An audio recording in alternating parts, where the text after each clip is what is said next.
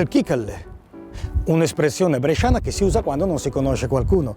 Io la uso spesso rivolta verso le targhe che danno nome a delle vie, delle strade spesso poco note intitolate a bresciani meno noti.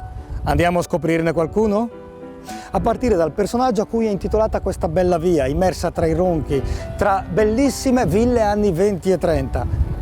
Girolamo Rovetta. Ma che chicale!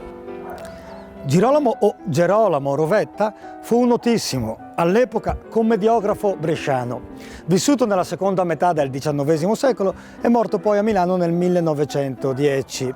Tra le sue opere da ricordare Il Tenente dei Lancieri o il dramma Romanticismo, da cui fu tratto anche un bellissimo film con il grande Amedeo Nazzari. Cognome famosissimo, acclamato anche dai cagnolini. Ma da sempre quando si dice Rovetta i bresciani lo associano alla famosa piazza, che in realtà non esiste, o meglio esiste per il popolo ma non nella toponomastica bresciana. Non ci credete? Provate a digitare Piazza Rovetta Brescia su Google Maps, non esce nulla. E sapete perché? Perché in questa piazza non esistono numeri civici, quindi la piazza non può essere intitolata.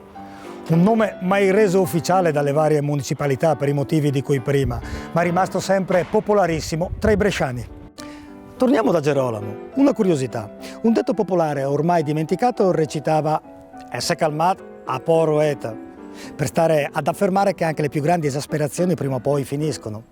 Il Rovetta citato è, guarda caso, il nonno omonimo del nostro Gerolamo, convinto giacobino, sostenitore della causa rivoluzionaria napoleonica, con tanto di imprese sanguinarie, che però, con l'arrivare della Restaurazione, se ne tornò così quatto facendo finta di niente alla sua attività commerciale, diventando così, ancora oggi attuale, l'emblema di un certo opportunismo politico. Al s'è calmata po' Roeta. Voi passate una bella giornata.